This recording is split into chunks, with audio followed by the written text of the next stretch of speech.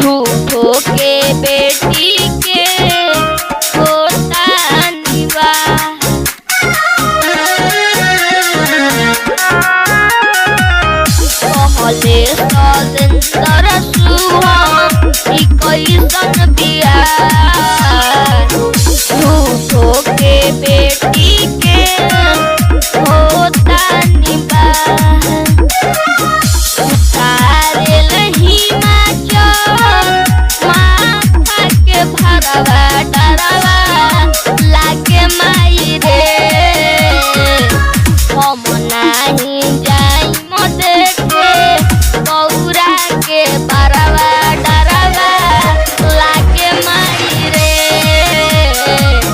गलवा में पेन्हले बाणे नपवा के हरवा डरवा लागे माई